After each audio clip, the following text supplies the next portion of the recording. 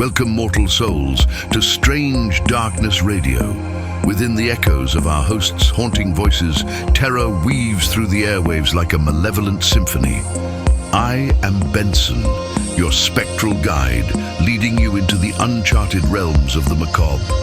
Brace yourself for a descent into a paranormal abyss with the host of Strange Darkness Radio as they traverse through tales that linger in the shadows. Spectral apparitions, haunted domains, cryptids, and otherworldly encounters. Embrace the darkness, extinguish the lights, and steel your nerves for a bone-chilling night into the heart of the unknown. It's time for Strange Darkness Radio. I can feel it coming in the air tonight.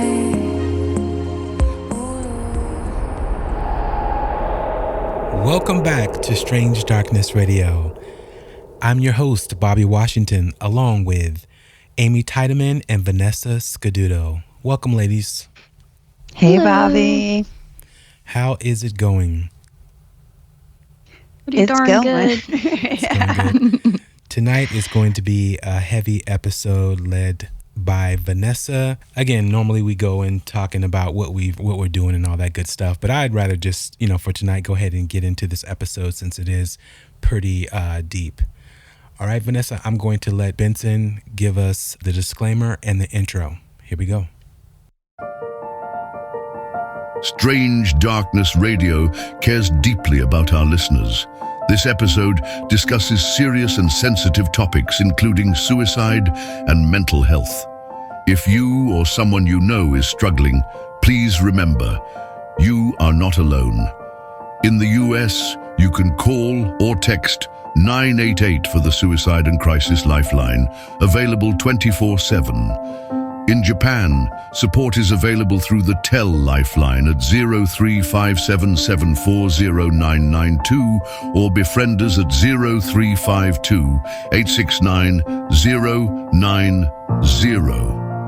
Help is always available. You are not alone.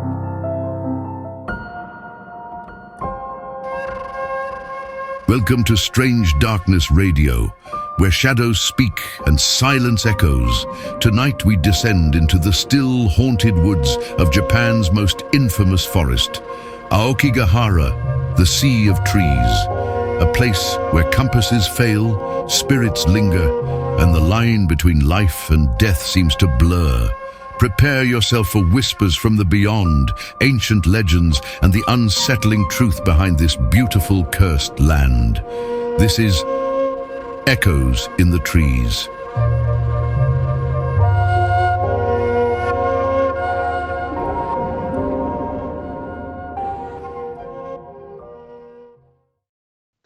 All right. Thank you, Benson, and thank you, Bobby.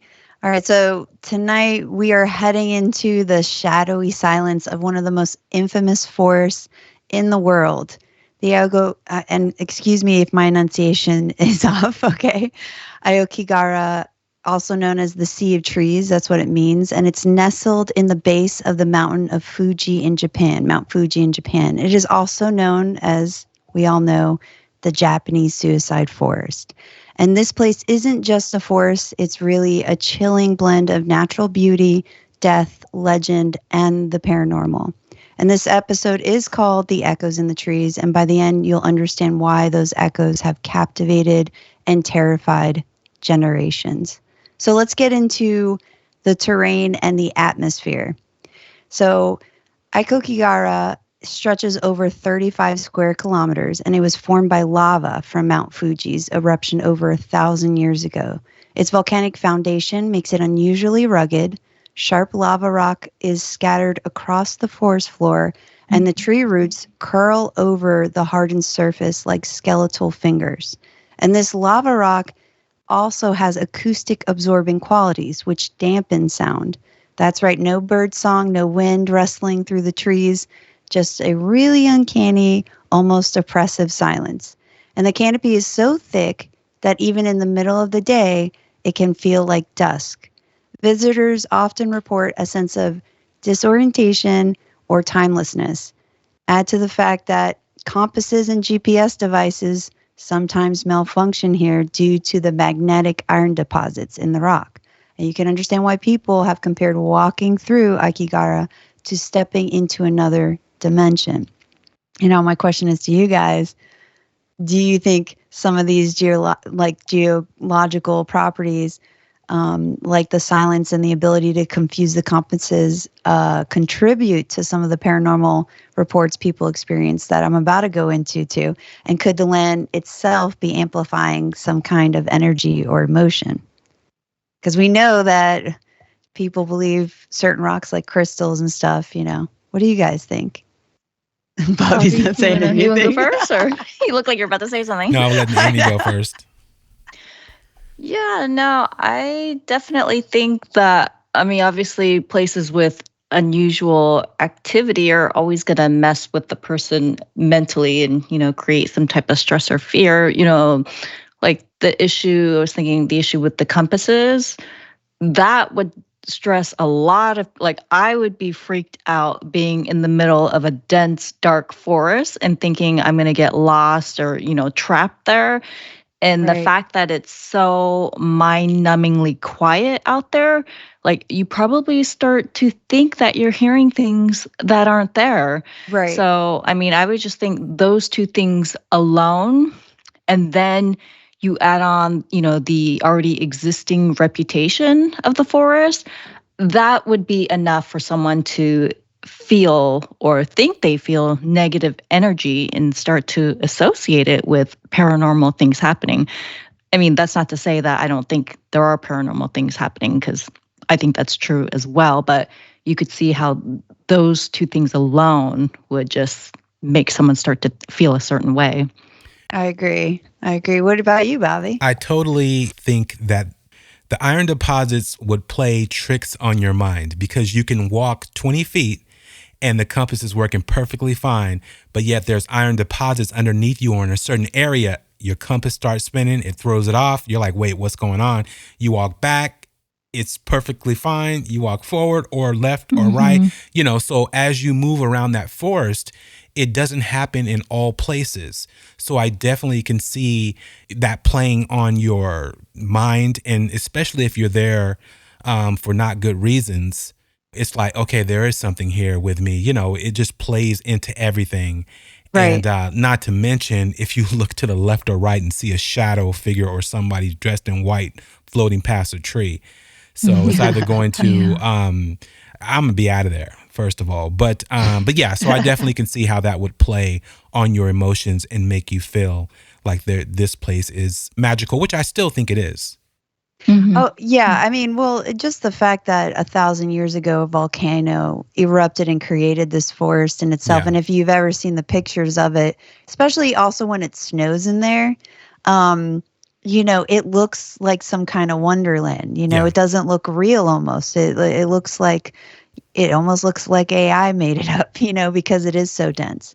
But let's go into the historical context about Aokigahara.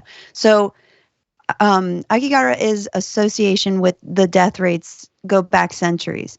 And according to the legend, during times of extreme famine, families would abandon their elderly or ill in the forest in a practice called ubasute.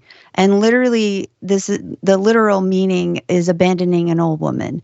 Whether or not this was commonly practiced is debated, but the story has fueled beliefs that Aokigahara is haunted by restless spirits called yūrei, and ghosts of people who died with grief, anger, or regret. And I will say this, some people in Japan do believe that the yūrei are possible demons as well. So they're not just human, or they have also converted into demonic ghosts. Okay, so Aokigahara is association with death isn't a recent phenomenon. Like I said, it dates back centuries. In feudal Japan, folklore suggests that during times of wait, I don't know why I'm repeating that. I'm so sorry. Oh no, you're fine. I was like, okay. So anyway, so though historians debate this, the myth just keeps going on, and the legend has a lingering sense of spiritual unrest tied to the lands. So let's fast forward to modern times. the tragic reputation of this forest has deepened with cultural influences. The 1960 novel Naminoto, which was by Seicho Matsumoto, it depicted a couple committing suicide in the forest. But the most significant impact came from Waturu Surumi's. So again, apologize if I'm not enunciating these names correctly, but his 1993 book called The Complete Manual of Suicide, which not only mentioned the forest, it recommended it. And this book, coupled with Japan's ongoing struggles with work-related stress and isolation, contribute to a notable uptick in suicide attempts there. So much so that for many years, authorities would release annual suicide statistics tied specifically to the forest. But eventually, the Japanese government made the decision to stop publishing those numbers altogether to discourage media sensationalism and the forest's growing reputation as a suicide destination. In place of the numbers, they turned the proactive prevention and quiet vigilance to proactive prevention and quiet vigilance. And that brings us to what they've done beyond the signs that they put up, because yes, those signs are real that you'll see when you enter into it. You'll see them nailed to trees near the entrances with heartbreaking messages like, your life is a precious gift from your parents, or think about your family, don't suffer alone, talk to somebody. Many of them also include contact information for mental health hotlines. But that's just the beginning. So what they've done to implement like some of the measures is they have surveillance cameras installed near the forest entrances to monitor activity. These aren't just for law enforcement. They also are used by volunteer support groups who monitor for signs of hesitation or distress. There's rope markers and trail guides. And in some areas of the forest, ropes are tied to trees, guide visitors back to the main paths. While originally used by explorers and rescue workers, they're also been intentionally placed in areas where people are known to lose their way, both physically and emotionally. And I will say about those ribbons, sometimes, unfortunately, people who do go there and have a goal, they put them there too so people can find them later for their families. So increased patrols, so local police and volunteer patrols now frequently walk the forest and gently engaging with visitors who are alone or appear disoriented. Some volunteers are trained in crisis intervention and come from local mental health networks. And there is also annual recovery missions. Since the 1970s, organized searchers do carry out they'll carry out searches for local remains of the deceased, both for respectful retrieval and to provide closure to the families.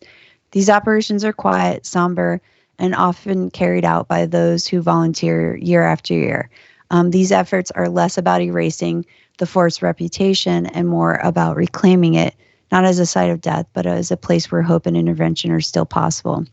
And I will say this, March is their uptick because Japanese culture, that's the new year. That's like a quarter of the new year. And I guess what finances and stuff, because the culture is much more closed off than an American culture, I guess, in the sense of like expressing loneliness and things like that. Mm-hmm. I will also say there isn't, when they talk about ubusute, when they talk about leaving the older women behind, there is a thing going on right now in Japan where older women are actually committing crimes so that they have somebody to take care of them so they can go to jail. So there is something going on within there. Yeah. But I want to ask you guys, like, with all these preventative measures, do you think Japan is doing enough to change the energy around the forest?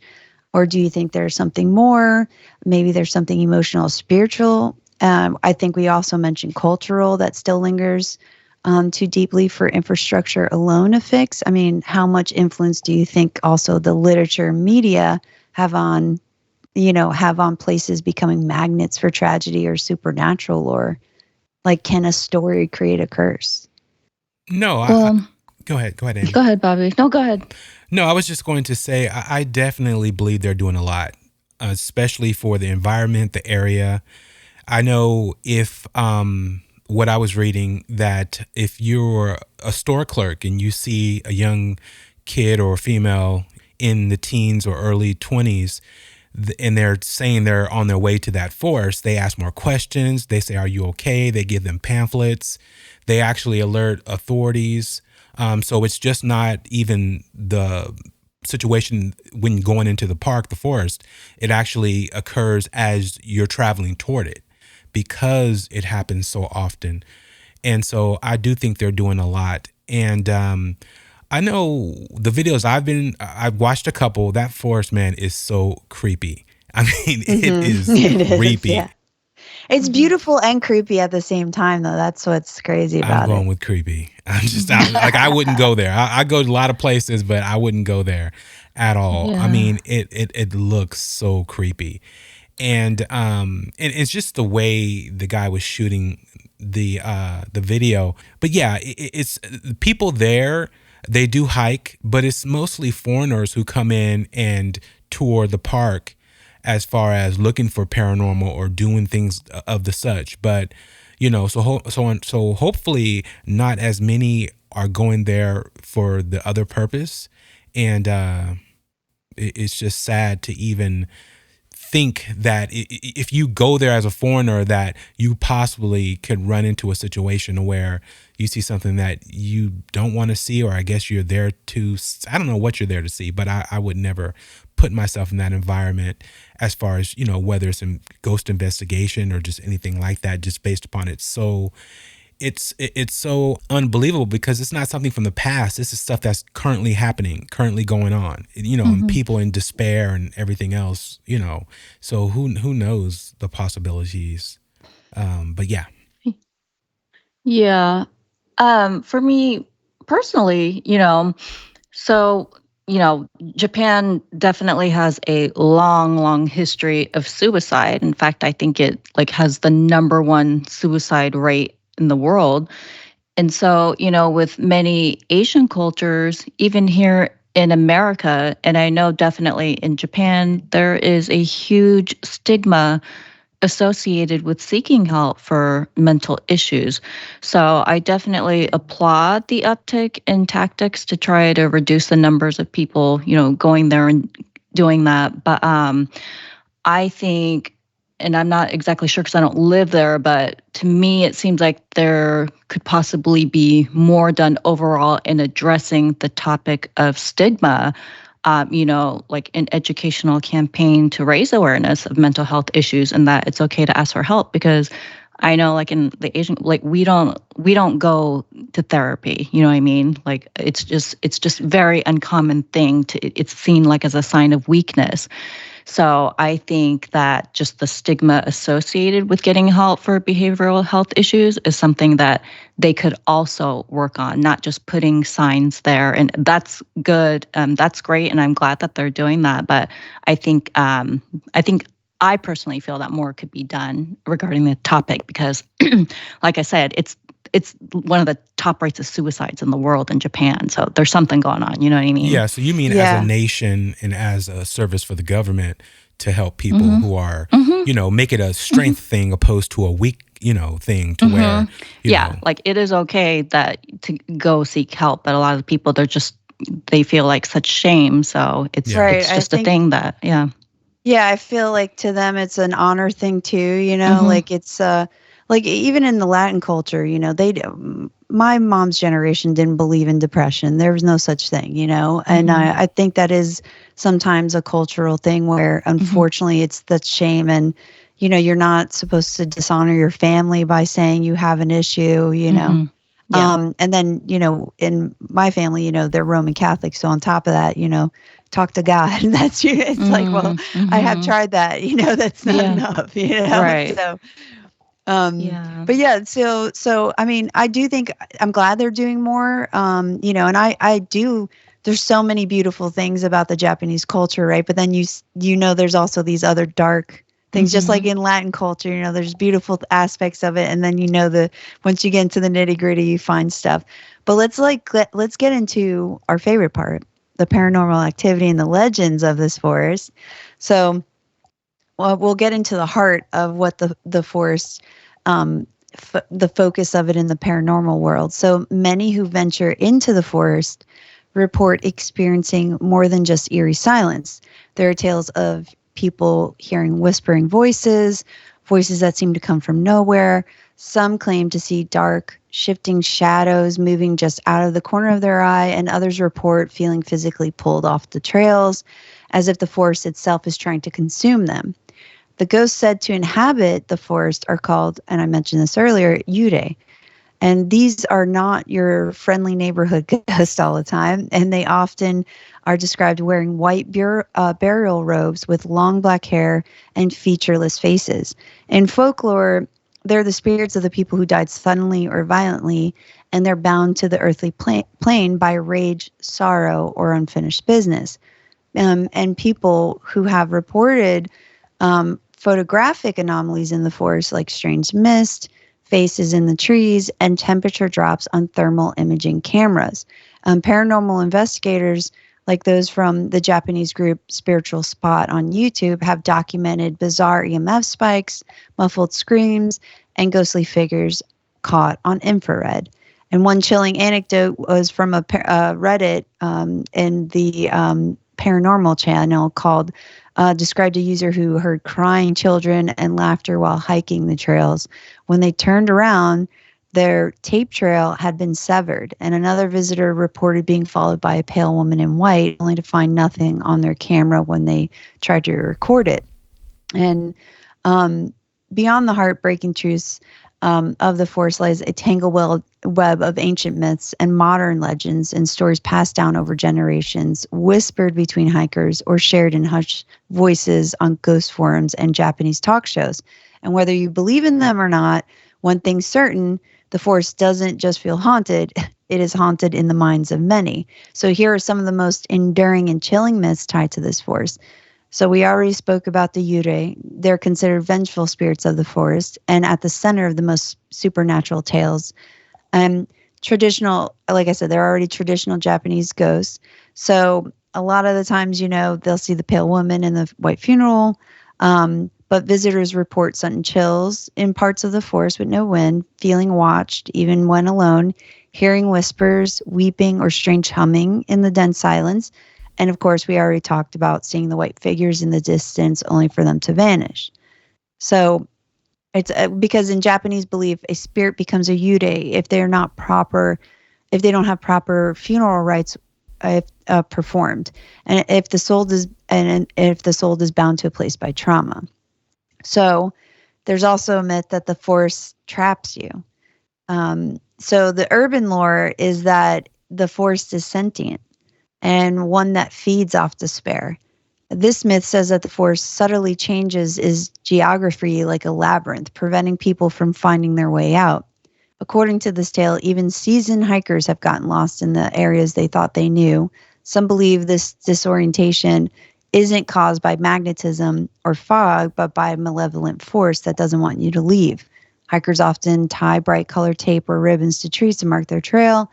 What's eerie is that there are stories, some on Reddit, some on Japanese blogs, about people following their own tape only to find it cut or rerouted in a loop with no one else around. Then there's the Jukai curse. It's the Sea of the Trees curse. So Jukai means Sea of Trees, and some believe that this forest is cursed as a result of many suicides that have occurred there. And the Jukai curse legend says that the intense grief and sadness of those who died has soaked into the soil and trees, creating a psychic or energetic imbalance. In spiritual terms, some believe in the force acts like a spiritual vacuum, drawing in pain and trapping it there, like an emotional black hole. So some of the visitors report deep unease or sorrow for no clear reason, hearing their own name whispered in the wind, sudden headaches, nausea, or fatigue while walking certain paths. In extreme cases, a compulsion to just lie down and stop. And Japanese mediums have claimed that the forest is full of earthbound spirits who not only can't move on, but may try to drag the living into their state of limbo. Okay, and then there's the spirits that mimic. A lesser-known legend says that the spirits in the forest have the ability to mimic human voices, specifically people you love or trust. And this is similar to myths in other cultures where trickster spirits lead people astray by imitating familiar sounds. There's also stories of hikers hearing what they believe is a friend or a partner calling out to them by their name, only to realize they're completely alone. Others say they've heard children crying or singing, but the source is always just out of reach. And this type of phenomenon is called yamabiko. Yamabiko. I hope I'm saying that correctly. In Japanese folklore, which translates to echo spirit of the mountains. So in the forest, it's believed more than just a natural echo. It's intelligent and it's luring. Then there's tree spirits, the kodama. Gone wrong is what they said. And traditionally, forests in Japan are believed to be sacred, inhabited by spirits called kodama, benevolent guardians of the trees. But in Aokigahara, some locals believe the kodama have been corrupted by sorrow and have turned into yamikodama, which are dark spirits. And these entities are said to cause confusion, fear, or madness in travelers. While not directly malevolent, they are mourning, and in their grief, they lash out. Some spiritual practitioners who've entered the forest have claimed that the trees themselves speak, not in words, but in emotion, sadness, isolation, and loss. Then there are, and this is interesting when I read this, then there are the bear with me, guys, Sokushinbutsu monks. And these are the self-mummified guardians. So and that's another layer to the mythos of this forest that ties back to Japanese most extreme spiritual practices, which is self-mummification. And this practice was historically carried out by the Shingon Buddhist monks, particularly in northern Japan from the 11th to the 19th centuries. And these monks didn't wait to die to reach enlightenment. They prepared for it while still alive. So here's how it worked. They would isolate themselves in the mountains or the deep forest, where they underwent a grueling, years-long ritual of self-starvation, meditation, and preservation. And they stopped eating all grains and switched to bark, pine needles, and resins. This was to slowly dehydrate their bodies and reduce fat, making decay less likely. They were also called, by the way, wood eaters, just so you know. Wow. And eventually they would entomb themselves alive, often in a small underground chamber or hollow tree with just a breathing tube and a bell. And every day they'd ring the bell to signal they were still alive. When the bell stopped ringing, they were sealed inside. Some of these monks were sealed in for 1,000 days before the bell stopped ringing. So if years later their bodies had not decomposed, they were declared a Sokushinbutsu, a living Buddha. And now, while this practice was centered primarily in Yamagata Prefecture, it's led to a fascinating and eerie crossover in modern paranormal folklore about Aokigahara. So some stories suggest that the monks who entered the forest centuries ago were not just purifying spirits, but intentionally seeking death. And so whether these legends are historically grounded or not, visitors today report seeing still like figures sitting cross-legged and vanishing when they approach them, chanting in the distance, especially near dusk, robes nailed to trees with similar altars beneath them, and some left by tourists, some by spiritual practitioners who believe the forest is still watched over by these ancient monks, and some believe the spirits of the Shokinibutsu monks, willing martyrs, counterbalance the yūrei, keeping the energy of the forest from spiraling entirely into darkness. And a quick historical note for the listeners: the real oh my goodness, guys, I'm so sorry. No worries. Sokushinbutsu mummies, about 24 of them can still be seen today at the temples in northern Japan, like Danichibo and Churenji, and temples of Tsuruoka. I hope I said that correctly. And they're displayed in glass cases, and I have pictures to show you guys too of them. With they're clothed and seated in a lotus position, often with gold coverings. And yes, people still visit them for the blessings and spiritual protection. But there are some stories that aren't passed down, and they're experienced firsthand from hikers, paranormal investigators, and those who almost didn't make it out. And they speak of a part of the forest that doesn't just feel haunted, but it feels wrong. And that is called the forbidden zone in the forest. And it refers to the unmarked, heavily secluded areas deep within the forest that are off limits to the public, either unofficially out of fear or unofficially discouraged by locals and spiritual practitioners. There is no official forbidden zone on the map, but it's a term that has grown out of local lore, spiritual warnings, and experiences of hikers, psychics, and even paranormal investigators who have explored the forest. And here's what you need to know about it. So, the forbidden zone usually refers to areas like far off established trails where forest becomes extremely dense and silent, where Bobby will definitely never go. Got that right. Where compasses are the most unreliable. So closer to areas where the majority of the bodies have unfortunately have been historically been discovered, and where there's less tourist traffic and almost no signage. And then there's paranormal reports in these areas where things are super intense. They'll hear screaming, whispering with no source, sudden emotional changes, disorientation, and the trails, with those ribbons loop endlessly. And then, of course, they see the apparitions in those areas, and you'll hear your name be called. So why is it forbidden? Local spiritual guides and even some Shinto priests believe the energy in these parts of the forest is unbalanced, possibly due to the residual trauma from suicides, unfinished rituals, or yūrei activity, or that the spiritual veil is thinner there, making people more vulnerable for possession, disorientation, or psychological collapse. Some even call it a hungry part of the forest, a place that draws people in, particularly those who are spiritually or emotionally fragile.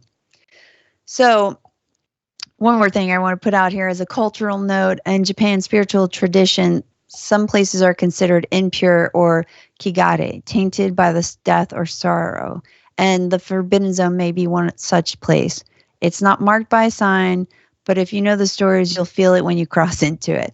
I'm assuming the moment you get off the trail, you'll feel wherever that may be. So I want to ask you guys about this before I show you some of the images of the monk, and then I have some videos too to show you. But do you think this forbidden zone area is truly charged with spiritual energy? I feel like I already know the answer to this, but is it, or, the grief, the fear, and I guess I also want to know, how you guys feel about the monks being there. And do you think that maybe some people, because they already have these ideas, maybe they're making it up because they're going in there? And especially if you're at night, and you're a paranormal investigator, because any sound, like you said, any sound now, because normally it's so dense, you may be more vigilant.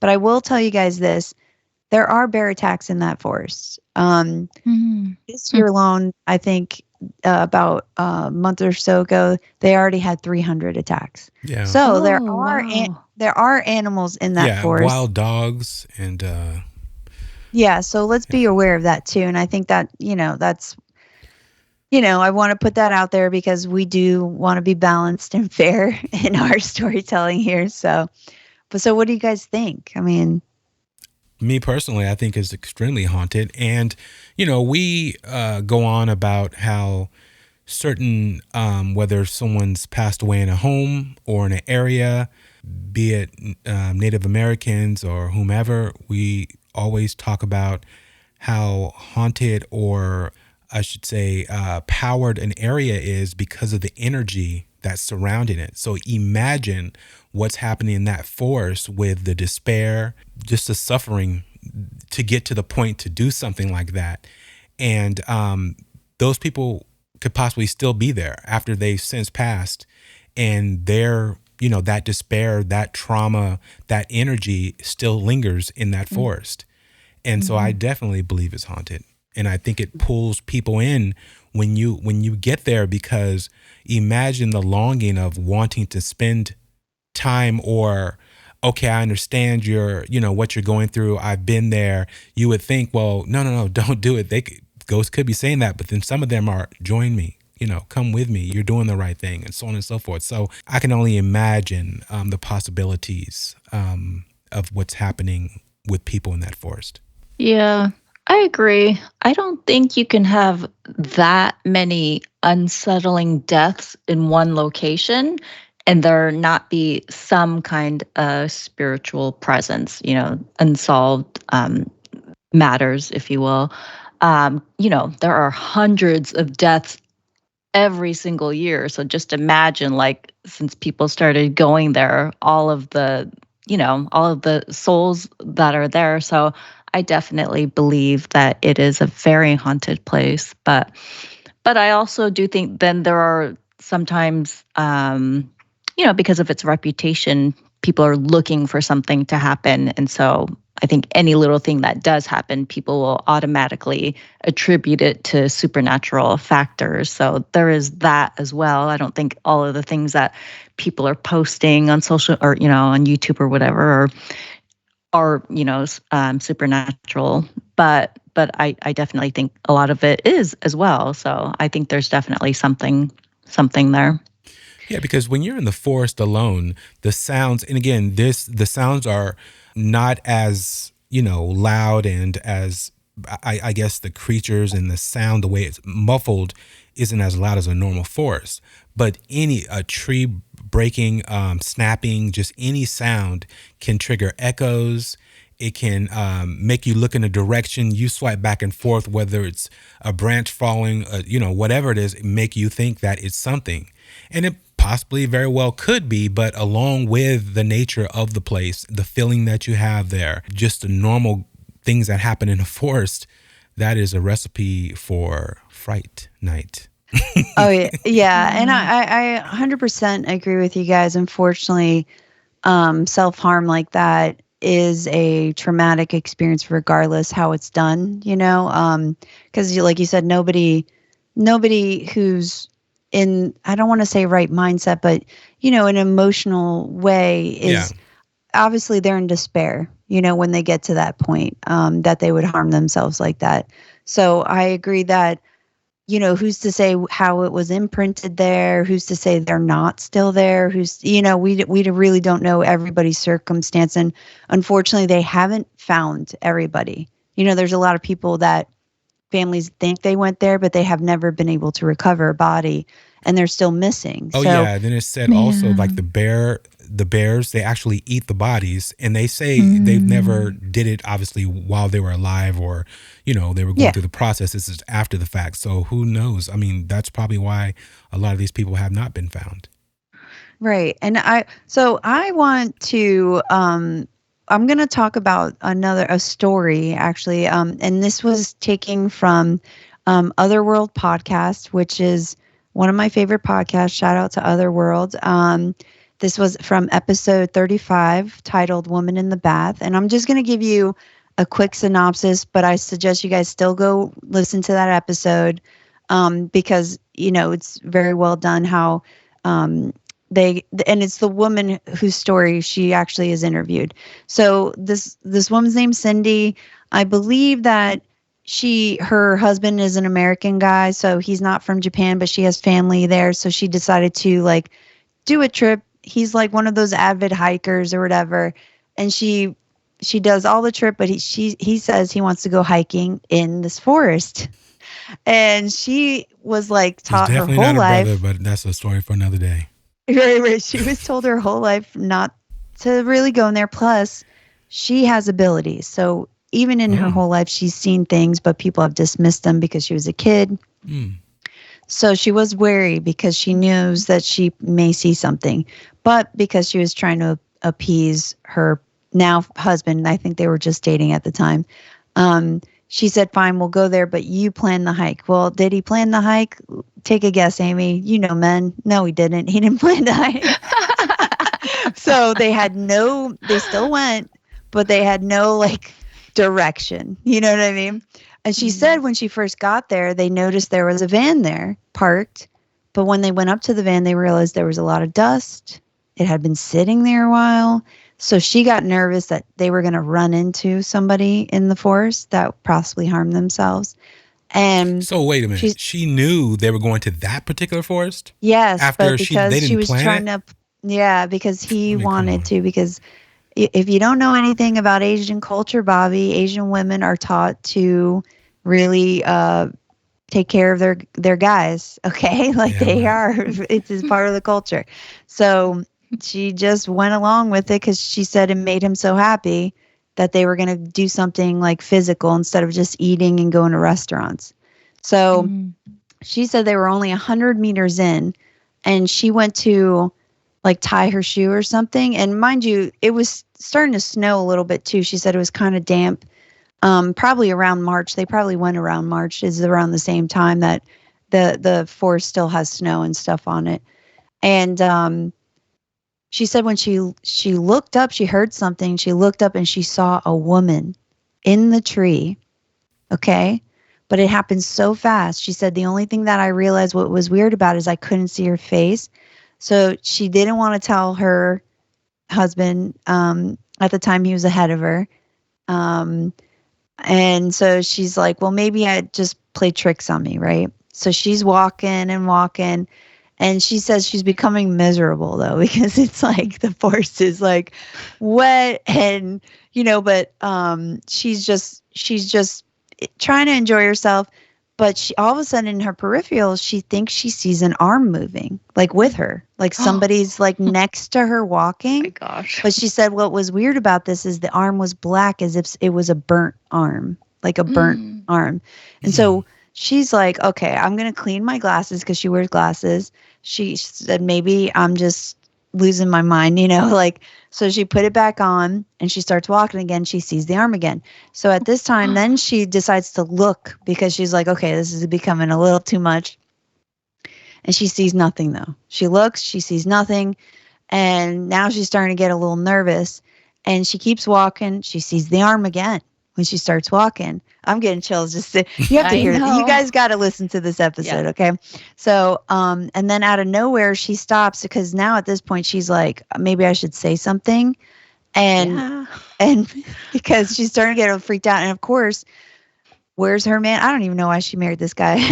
Was he walking 20 feet ahead? He was. He probably was. That is a sign. He was walking ahead of her. Oh, of course. And yeah, exactly. This is why I was like, girl, you just told me everything I need to know about this guy. But I agree. The fact that he didn't plan anything, the fact that he's walking ahead of you. So anyway, so she stops because now she's getting a little freaked out. And when she stops, all of a sudden this whole like snow thing fell off of a tree onto her. That's when he turned around and looked at her. But he was smiling and laughing. He thought, this was just a funny thing. And she said he was so happy I didn't want to stop hiking. So, but because it started getting cold and she was wet, finally they decided. She said they were like 5 hours in there. Oh my God. 5 hours in the That's forest wild. hiking. That's crazy to me. Yeah. So they get back to the car and she decides that when they get back to their hotel that she wants to take a shower or take a bath or something because she'd been out there. Well, in Japan, if the listeners don't know, they are much more sanitary about their bathrooms. So the bath itself is separate from where the toilet is. And so she has to open a separate door to get in there. And when she does it, she sees the woman that she saw in the tree in the bathtub. But this time now she can see everything about her. And it looked like she was covered in blood. And she had her arms slit, her wrists slit.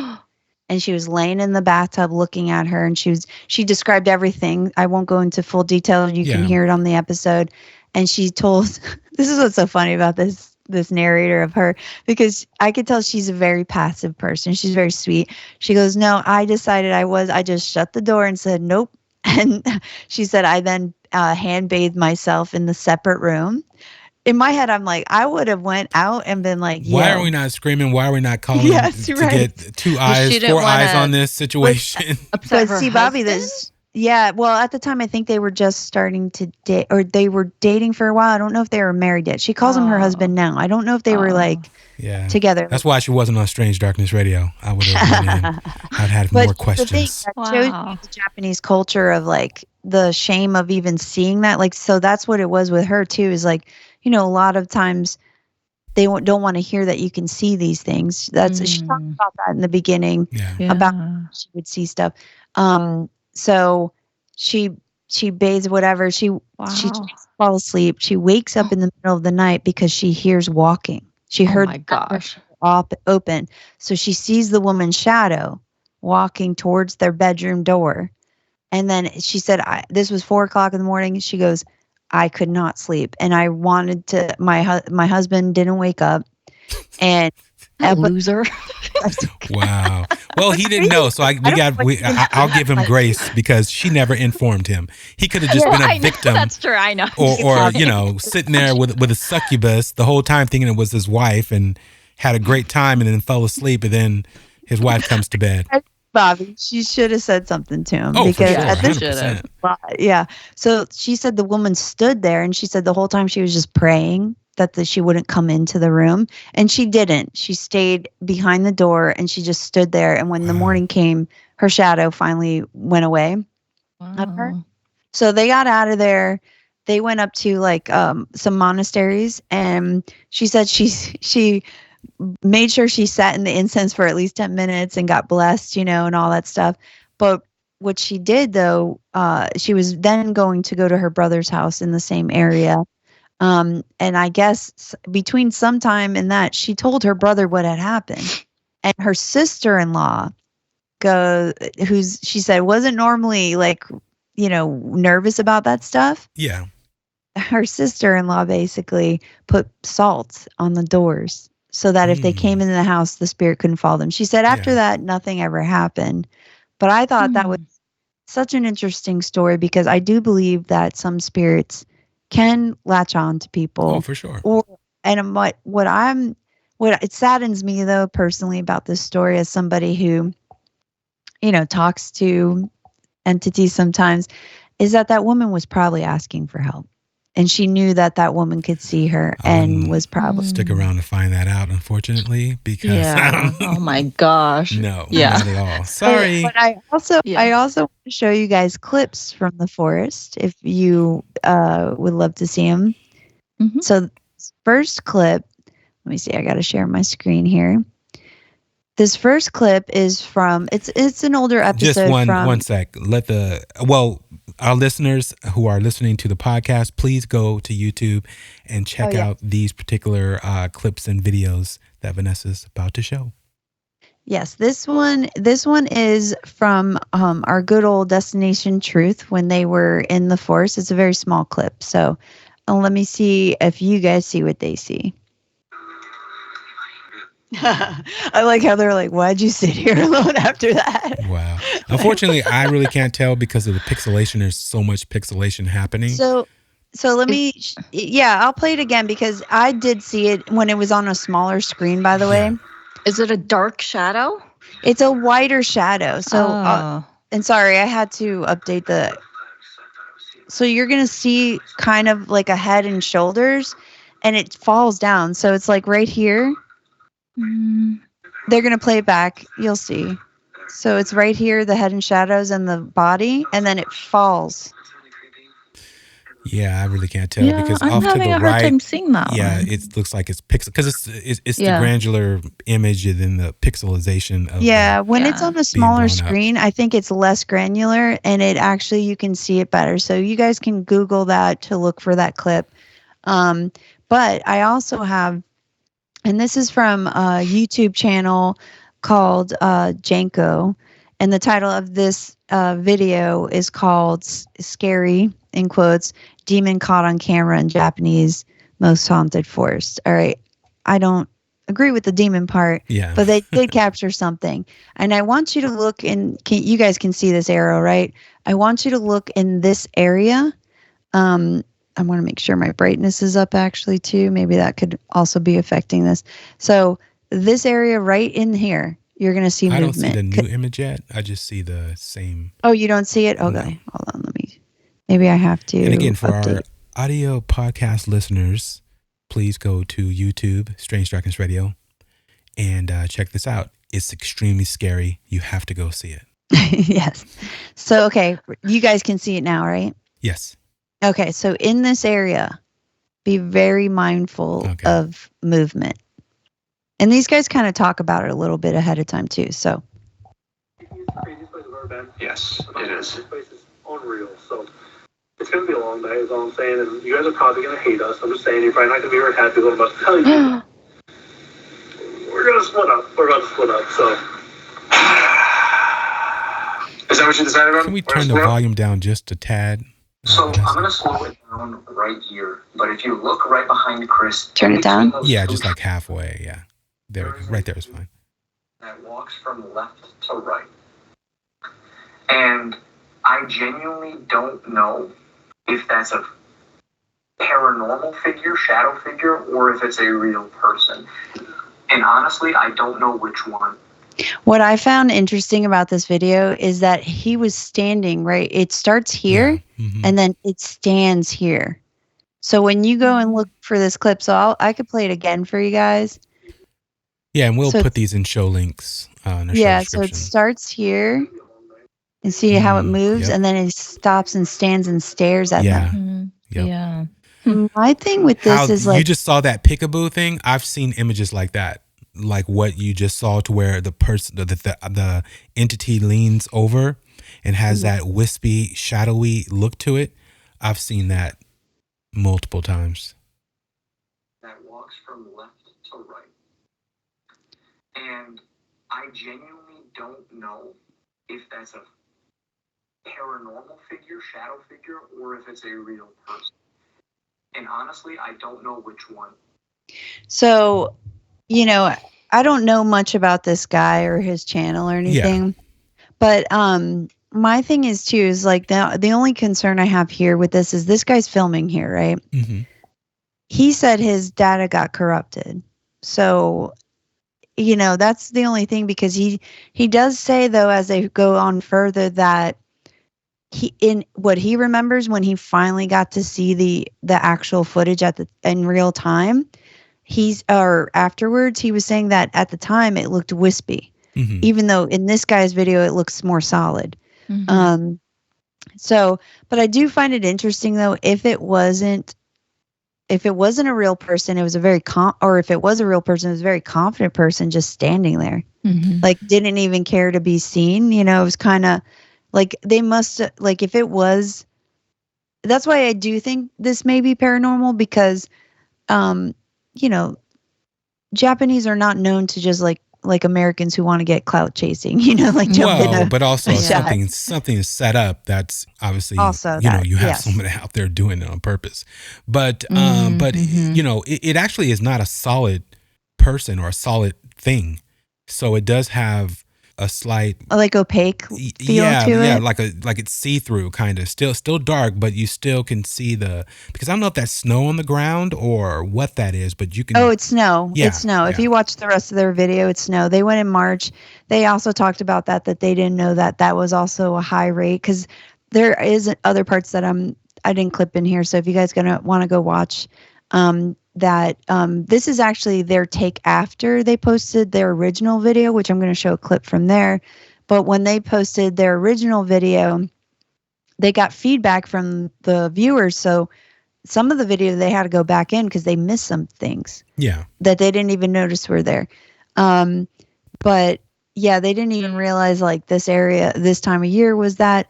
But there was a part where they saw rope from a tree hanging, and you could hear him genuinely get nervous that they were going to see somebody. He almost started crying, the guy to the right, because that part was very real to me. And this other guy, Nick, to the left with the hat on, he was less, worried about it. But that guy, Janko, he was more concerned that they were going to find somebody when they saw the rope hanging. He was like, dude, I can't. Like, you could hear him. And after that, he was like, we got to go. Because that fear of just possibly running into somebody who did that or was going to do that really scared him. But here's what happened is he didn't realize till after that they did run into somebody. And I will show you that next clip. Give me 1 second. Wait, what are you about to show? Another clip. It's not going to show it's not going to show a person in cool. harm. He just didn't realize that there was somebody out there. Let me just show you. All right. Yeah, don't worry. It's not going to be anything graphic. Don't worry. Can you guys see it now? him standing there with the EV. Oh wait, this is a different. Still up. Okay, hold on. Actually, I don't know if I recorded that part. I think I just this is a separate one. Okay, yeah, you guys should be able to see this. Okay. So here he's doing an EVP in the forest. So this was really interesting to me because this was very clear. If there's anything that you want to share with me, anything you want to tell me, please come forward and do so.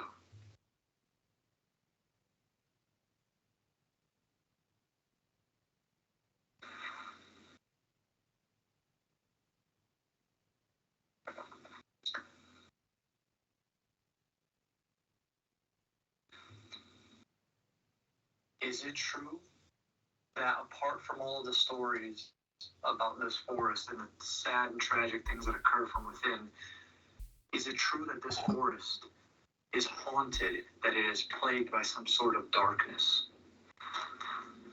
What was that? Hello?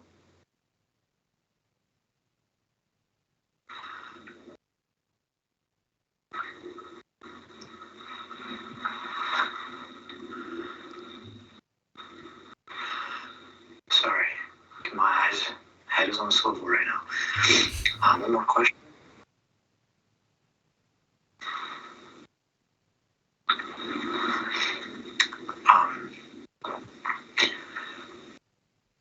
I'm just gonna. I don't even. I'm just. Can you tell me anything about yourself, please? Share any sort of characteristic, personality, anything you want to share with me. Please come forward and do so. Arigato. Thank you. Okay. Chris? Chris? What the fuck? Oh my God! Chris is way in the back. Chris is all the way back there. But that sound like footsteps right behind me. Who's there?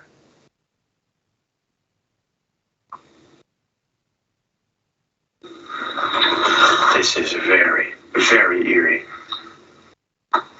Anybody there? Okay. Let's give this a play.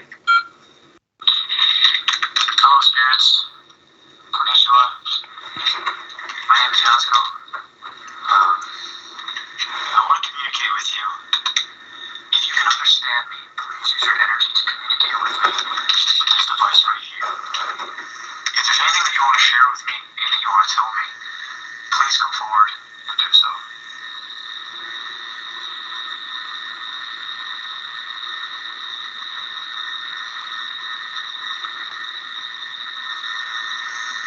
Strange noise.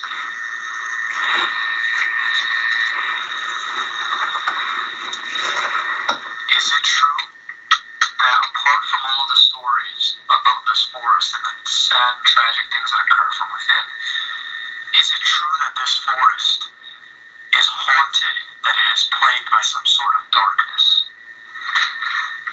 What was that? You heard that?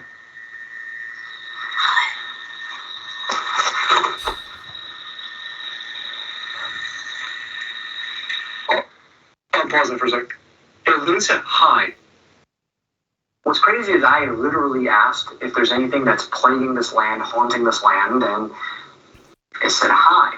And I thought it was just greeting me, saying hello, Come to find out in the comment section, people were informing me that hi actually means yes in Japanese. So, yes, there is something haunting this land, and, we believe that already, but it's just good to get confirmation. And honestly, it's so freaky. A lot of people in the comments were doubting that part. They were saying that it sounds like it was added in post-edit, the hi, right? And although I agree, I actually have the original recording right here from the forest, and So he replays it to show that it wasn't pre-recorded in post, because I thought so too. Actually, it was so clear. I was like, maybe they added this thing, but he plays it here. So again, I don't know this guy very well. I don't know exactly, what his motivations are or whatever. Yeah, well, I mean, he's probably just a ghost hunter, and does it for his channel and everything else. So, I generally take most people with a grain of salt to hope that they're doing the right thing by trying to capture evidence and presenting it to us with the faith that is actually real opposed to being faked. So hopefully that is the case. Yeah, I mean, I had another video, but we don't have to cover it. It was basically, you can go watch his video. That original video that he was taking clips from is called Terrifying Japan's Most Haunted Forest. And again, his name's Janko, Janko. That's his YouTube channel. And you can see that video for yourself. Yeah. So he's better than me. I wouldn't go. I'm trying to get the nerve to do things like that, but that's the extreme. To me, that is the extreme. I think if you go, you should always have something to protect yourself, though, for honestly, sure. Especially in a forest like that has so many tragic deaths, I'm taking a group of angels. But let's talk about like the controversies and stuff that's been in the news. So the forest has made international headlines, most notoriously in 2000s. Just get out of this page because oh, I'm sorry. I didn't realize I forgot to stop sharing. Thank you. Thank you, Bobby. So again, most notoriously though, in 2017, when YouTuber Logan Paul filmed the body of a suicide victim in the forest and uploaded it to his massive audience. The backlash was swift and fierce. The video was removed and Paul issued an apology, but the damage was done. For many, it was the first time they had even heard of this forest, and they heard about it through the lens of exploitation. And this basically sparked global conversation about the ethics of visiting or documenting places associated with tragedy and death, and that brings us to something called dark tourism. So why is it called dark tourism? The term was coined in the 1990s by researchers John Lennon and Malcolm Foley, and the dark doesn't imply evil or malevolence. It refers to the darker aspects of the human experience, which is death, disaster, violence, and grief. And the dark tourism is the act of traveling to locations that are historically linked to tragedy, like the 9/11 Memorial, Chernobyl, Auschwitz, or in this case, Aokigahara. And these aren't vacation spots. They're places that force you to reflect, to reckon with suffering, history, and mortality. But the line between education and exploitation can get blurry. Is the site being visited to honor its significance or to satisfy morbid curiosity? And in Japan, the response has been carefully measured. Officials stopped releasing suicide statistics, as I mentioned earlier. And signs now line the entrances, so to remind and be considerate and to value people's lives. And so what do you guys think, though? Does like the dark tourism help us face difficult truths and preserve history, or is it just another way for people to exploit pain for entertainment? Where's the ethical line, especially for creators, even us, discussing stuff like this? I say it's a bit of both, because it goes to the person and what your motives are, to do it and the reason that you're doing it. There are people who do it for clicks and likes and to grow their channel. Then there are people like I believe myself and like we are. I do it for not going or doing a particular subject that's really dark or that's all about the darker side of things, but it's more to find out what's true and what's not, what's really real, what's happening, what's on the other side. Are the things that I've seen as a child real? And then if so, have these people or anyone else out there had these experiences that we can talk about and try to figure out, what is truly happening? So that's why I do it. So I do take everybody's motivation, and how should I put it, to where it's, if you're into the seedier side of the paranormal, then that's fine. If you're in the darker side of, paranormal, that's cool too. That's just certain avenues I won't go down or channels I won't touch or look at. So it just depends. Everybody has their motivations, and to me, I'll allow them to have at it, Yeah. Yeah. Yeah, that's a tough one. I definitely think that some good can I mean, not being exploitive, obviously. And I think that the whole thing with Logan Paul was very much so, because he was even on there laughing and making jokes. It was very disrespectful. It was. But yep. yeah, but I think people can go there and use it to raise awareness of, mental health and, resources, that kind of thing. Like it does bring about like education and awareness. So that part of it is good. But I think if you are going to go there and do that kind of thing, you have to be peaceful, you have to be compassionate, you have to be respectful, and you shouldn't be filming other people. You don't know what people are there to do. So you just have to be mindful that other people are there maybe to do, unfortunately, what a lot of people go there to do. And, you just can't go there and make light of that situation, because it's known for very dark events. And I just, I don't agree with going there and making light of that just so you can get subscribers and clicks and things like that. But I think you can go there and raise awareness about it. And like I said, just be respectful and compassionate. But there are I 100% agree with you guys. Dark people who love dark content, whether it's on the dark web or whether it's stuff that they get around the way of posting things. I've had even friends send me the wildest shit. And I was like, and I was, it's a friend. So I'm opening it up. I'm looking, I'm like, what the, F? And like, dude, you really sent me that? Well, dude, I thought it was funny, blah, blah, blah, blah. And I was like, how do you find that funny? And why is this even on the web? And it was just wild. So people do crazy things, and people are into everything. Anything you could think of, people are into, people are doing. So to each his own is just not my route. Yeah, I agree with you, Bobby and Amy. Like, I feel like, when we talk about stuff, at least here, it's for curiosity, it's for interest, it's to learn more. It's not to, if people watch it, great. If they or listen, awesome. But it's no clout chasing over here. You know what I mean?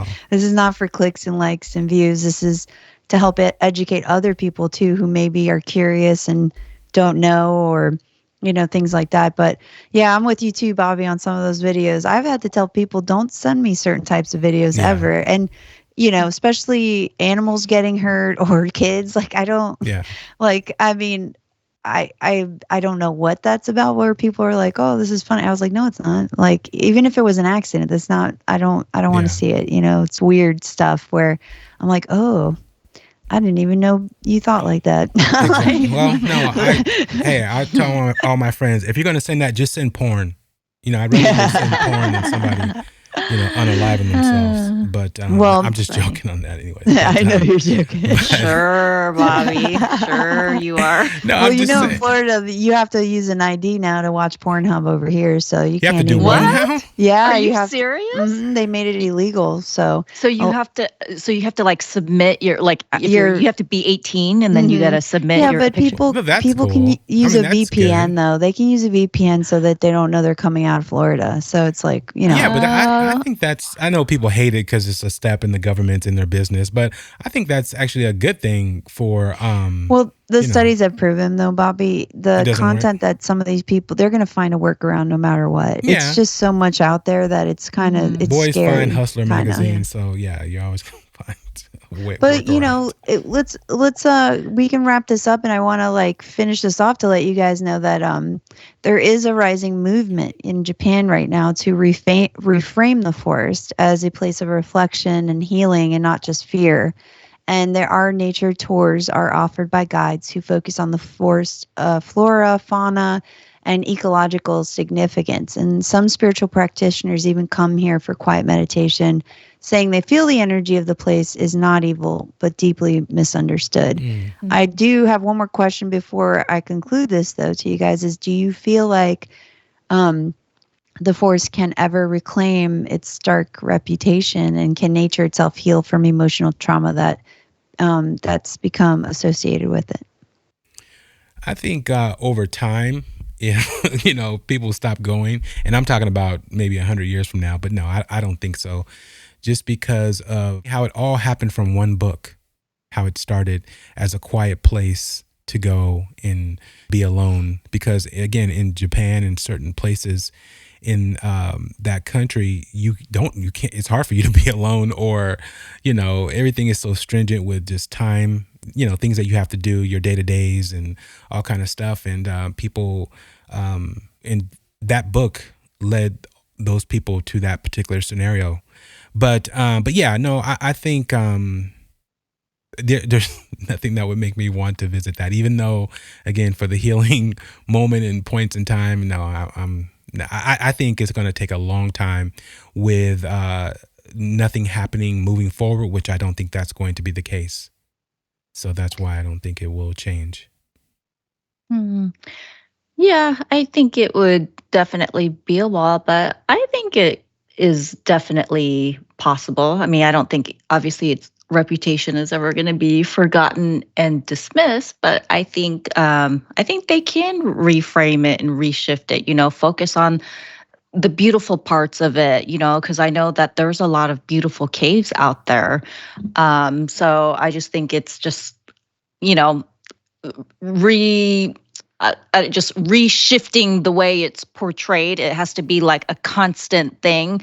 And like you said, maybe just having like these, I don't know, they need to have like peaceful tours and, let's go visit these beautiful places. It's just, I don't know, it's going to take a whole like re-education, reframing, re-advertising. And I mean, that would probably take a while, but I think it's possible for any place to be, to get over here's that the thing about dark that. reputation. When you're doing all of that, you still have the signs.